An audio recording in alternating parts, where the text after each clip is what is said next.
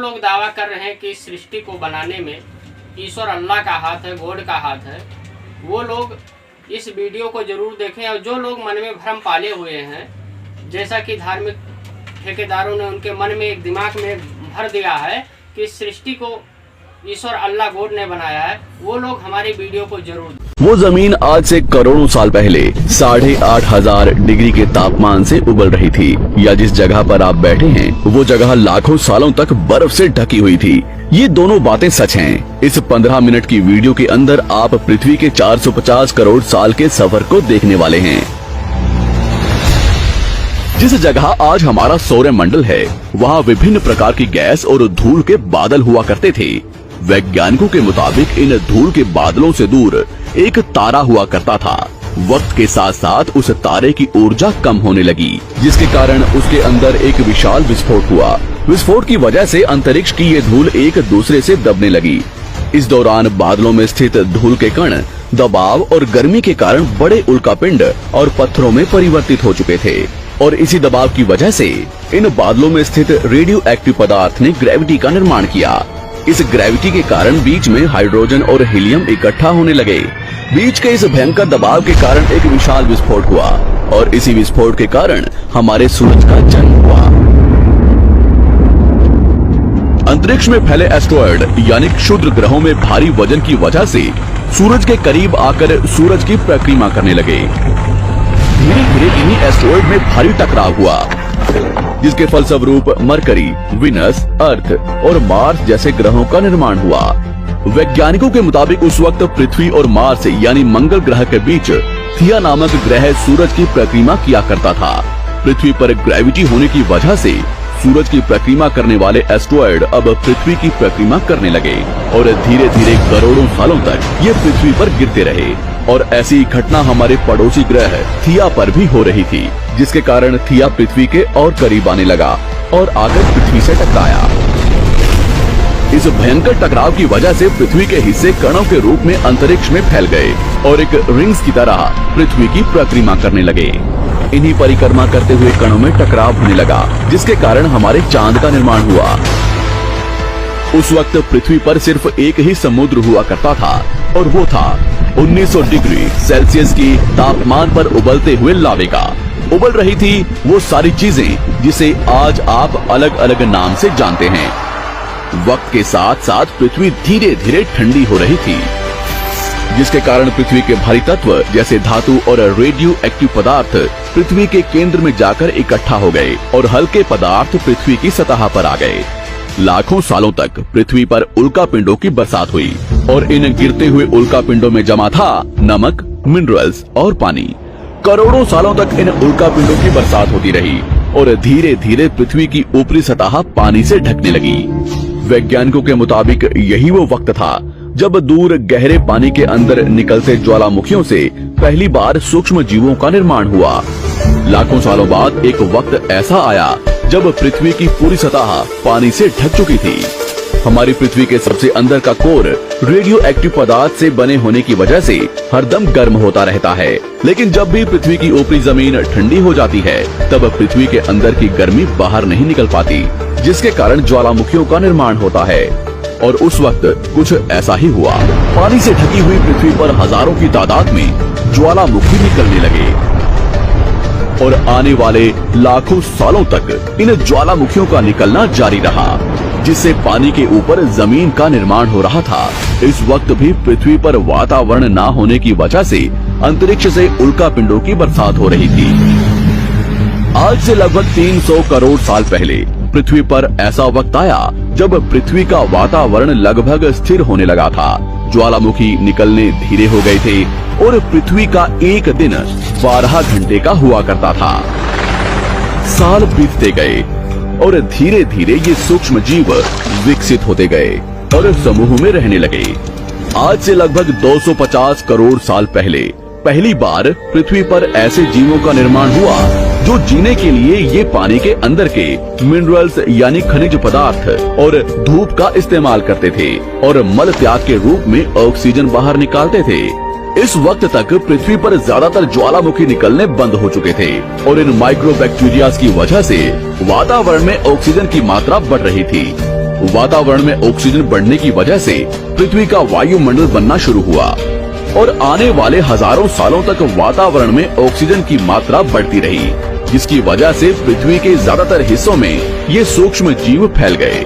हजारों सालों बाद एक वक्त ऐसा आया जब पृथ्वी में ज्यादा ऑक्सीजन बढ़ने के कारण ये सूक्ष्म जीव मरने शुरू हो गए।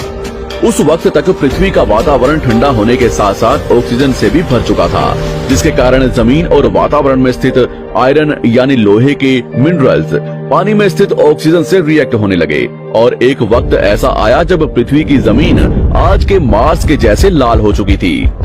वक्त बीतने के साथ साथ धरती की टेक्टोनिक प्लेट्स में दरार होने लगी, जिसके कारण पृथ्वी के अंदर का लावा जमीन की तरह कई लाखों सालों तक खुला उबलता रहा और यही वो कारण था जिसके कारण पृथ्वी के वातावरण में कार्बन डाइऑक्साइड की मात्रा बहुत बढ़ गई और पृथ्वी पर एसिड की वर्षा शुरू हो गई। एसिड रेन की वजह से पृथ्वी का तापमान घटने लगा और तापमान इतना घटा कि पृथ्वी के ऊपर स्थित पानी बर्फ में परिवर्तित होने लगा। पृथ्वी पर पहली बार भयंकर आइस एज आया। इस वक्त पूरी पृथ्वी सफेद बर्फ से ढक चुकी थी। आमतौर पर जब धरती पर सूरज की किरणें गिरती हैं, तब जमीन उन किरणों को सोख लेती है, मगर क्योंकि पूरी पृथ्वी बर्फ से ढक चुकी थी और क्योंकि बर्फ सफेद और चमकीली होती है, जिसके कारण सूरज की किरणें धरती पर गिरने के बाद वापस चली जाती थी। इसी कारण से पृथ्वी कई लाखों सालों तक बर्फ से ढकी रही, मगर फिर से पृथ्वी के अंदर स्थित गर्मी ज्वालामुखी के रूप में निकलना शुरू हो गई और इन ज्वालामुखियों से निकलने वाली गर्मी ने बर्फ को पिघलाना शुरू कर दिया। इसी बीच पृथ्वी की गहराई में बचे कुछ सूक्ष्म जीव धीरे धीरे बदल रहे थे और अब वो ऑक्सीजन को अपने शरीर को बड़ा और जटिल बनाने के लिए इस्तेमाल करने लगे थे। इस बीच पानी में अलग से भी छोटे समुद्री पौधे निकलने शुरू हो चुके थे। बाहर जैसे जैसे ज्वालामुखी निकल रहे थे, वैसे वैसे वातावरण कार्बन डाइऑक्साइड की वजह से गर्म हो रहा था। वक्त के साथ साथ बर्फ तो पिघलने लगी, मगर धरती पर फिर से एसिड की वर्षा शुरू हो गई, जिसके कारण फिर पृथ्वी ठंडी होने लगी और फिर पृथ्वी की ज्यादातर सतह बर्फ से ढक गई। ऐसा बार बार कई हजारों सालों तक होता रहा और इसी कारण से अब समुद्री जीव धीरे धीरे वातावरण के हिसाब से विकसित हो रहे थे। इस बीच कई सारे जीव और समुद्री जंगल विलुप्त हो गए, मगर जो बच गए वो धीरे धीरे पृथ्वी के बदलते तापमान के हिसाब से ढलते गए और अब हजारों सालों बाद समुद्री पेड़ बर्फ की वजह से पूरी तरह से मरते या सूखते नहीं थे। अब सूक्ष्म जीव समुद्री जीव बन चुके थे। जब फिर से ज्वालामुखियों ने पृथ्वी की बर्फ को पिघलाना शुरू किया, तब ये समुद्री पेड़ जल्दी विकसित होकर फैल गए।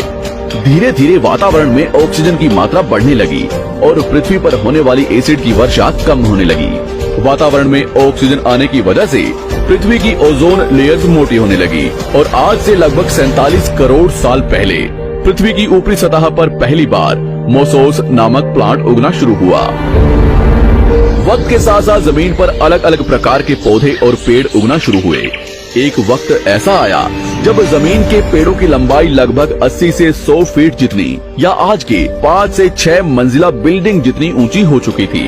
ये वो वक्त था जब समुद्री जानवर समुद्र से बाहर निकल रहे थे और जमीनी जानवरों में परिवर्तित हो रहे थे। धरती की ज्यादातर जमीन एक जगह इकट्ठी हो चुकी थी, जिसे आज हम पैंजिया महाद्वीप के नाम से जानते हैं। पृथ्वी का वातावरण और तापमान लगभग स्थिर हो चुका था और अब करीब 21 से 23 घंटे का दिन हुआ करता था। अब समुद्री जीव पानी से बाहर रहने लगे थे और वातावरण के हिसाब से उनके शरीर का रंग रूप बदल रहा था। धीरे धीरे ये जमीनी जानवर डायनासोर्स में परिवर्तित हो गए। जिन डायनासोर्स ने पेड़ पौधे खाने शुरू कर दिए, उनका शरीर लंबा और विशाल रूप से विकसित होने लगा। कुछ डायनासोर्स शिकार किया करते थे, जिसके कारण वे छोटे और तेज होते चले गए।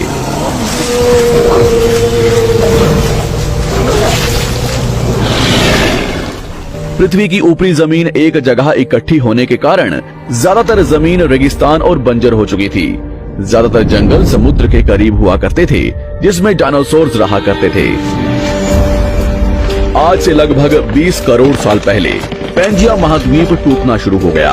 पैंजिया के विभाजित होने की वजह से पृथ्वी की ज्यादातर ऊपरी जमीन पानी के संपर्क में आने लगी, जिसके फलस्वरूप पृथ्वी पर हरियाली बढ़ती गई, जिस वजह से डायनासोर्स और ज्यादा विभिन्न और विशाल होते चले गए। डायनासोर्स ने आने वाले लगभग 20 से 30 करोड़ सालों तक पृथ्वी पर राज किया। उस वक्त डायनासोर्स समुद्र से लेकर जमीन और आसमान तक पूरी पृथ्वी पर राज किया करते थे। इस दौरान अफ्रीका से टूटा भारत सीधे आकर आज के तिब्बत से टकराया और इस टकराव की वजह से हिमालय का निर्माण हुआ। आज से लगभग 6.5 करोड़ साल पहले पृथ्वी की तरफ आज के माउंट एवरेस्ट से भी बड़ा लगभग 4.5 लाख करोड़ किलो जितना वजनिया उल्कापिंड लगभग 80,000 किलोमीटर प्रति घंटे की स्पीड से पृथ्वी की तरफ आ रहा था। पृथ्वी की सतह को छूते ही उसमें भयंकर आग लगी और वो जलते हुए सीधा पृथ्वी से टकराया। इस टकराव से निकलने वाली ऊर्जा आज के 10 करोड़ परमाणु बम एक साथ फटने के बराबर थी। जहां ये उल्कापिंड गिरा, वहां के जानवर और पेड़ तुरंत भाप बनकर जल गए। गिरते ही पृथ्वी पर पूरी तरह धूल फैलने लगी, समुद्र में भयंकर बाढ़ आने लगी। भूकंप और आग ने पृथ्वी को जलाना शुरू कर दिया। कुछ ही घंटों में पूरी पृथ्वी के वातावरण में हानिकारक गैस और धूल की वजह से पृथ्वी नर्क हो चुकी थी। डायनासोर्स घुटन, आग और भूखमरी से पूरी तरह विलुप्त हो गए। इस वक्त हमारे पूर्वज जमीन के अंदर रहा करते थे, जिसके कारण वो इस विशाल प्रलय से बच गए। पृथ्वी का वातावरण पूरी तरह से काला और अंधेरा हो चुका था, जिससे धूप भी जमीन तक नहीं पहुंच पा रही थी। पृथ्वी के पेड़ और ज्यादातर जानवर विलुप्त हो गए। वातावरण में धूल और हानिकारक गैस के कारण पृथ्वी पर फिर से एसिड की वर्षा शुरू हो गई और फिर पृथ्वी ठंडी होकर बर्फ से ढक गई। लेकिन इस बार पृथ्वी की बर्फ लाखों सालों तक नहीं जमी रही और 80 से 90 हजार साल बाद ये बर्फ पिघलनी शुरू हो गई। जैसे ही धरती पर वातावरण फिर से पहले जैसा होने लगा, वैसे ही ये छोटे जीव जमीन से बाहर आना शुरू हो गए। उस वक्त पृथ्वी की बर्फ पिघलनी शुरू ही हुई थी, जिसके कारण अफ्रीका में घने ठंडे जंगल हुआ करते थे और इसी बीच ये जमीनी जीव बंदरों में परिवर्तित हुए। मगर जैसे जैसे पृथ्वी गर्म होने लगी, वैसे वैसे अफ्रीका के ये जंगल सूखने लगे। जंगल की चीजें खाने वाले बंदरों को खाने की कमी होने लगी। खाने की तलाश में इन बंदरों ने अपने पैरों पर चलना शुरू कर दिया, जिससे उन्हें दूसरे जानवरों के शिकार करने में मदद मिलती थी। धीरे धीरे बंदर एप्स यानी वानर में परिवर्तित हुए। खाने की तलाश में ये एप्स पृथ्वी के दूसरे हिस्सों में फैलने लगे और धीरे धीरे उनके शरीर का रंग रूप वहाँ के मौसम के हिसाब से बदलता गया। वक्त के साथ साथ हम आदिवासी बने। हमने हथियारों से लेकर आग का आविष्कार किया। हम धीरे धीरे इंसान के रूप में विकसित हुए। हमने धर्म से लेकर परिवार, भाषा और संस्कृति का निर्माण किया और वक्त के साथ साथ हम विकसित होते चले गए और आज हम इस पृथ्वी की सबसे विकसित प्रजाति बन चुके हैं। पृथ्वी को आज के जैसे बनने में लगभग 450 करोड़ साल का वक्त लगा है और हमें एक छोटे जमीन में रहने वाले जानवर से इंसान बनने में कई लाखों सालों का। मगर हमने इन 100 सालों में जितना पृथ्वी को गंदा और तबाह किया है, उतना आज तक किसी भी प्रजाति ने नहीं किया होगा। हम फिर से धरती को गर्म कर रहे हैं और कार्बन डाइऑक्साइड की मात्रा बढ़ा रहे हैं। वैज्ञानिकों का मानना है कि पृथ्वी पर फिर से विशाल परिवर्तन होने वाला है। भविष्य में पृथ्वी कैसी होगी, जानेंगे हमारी अगली वीडियो में।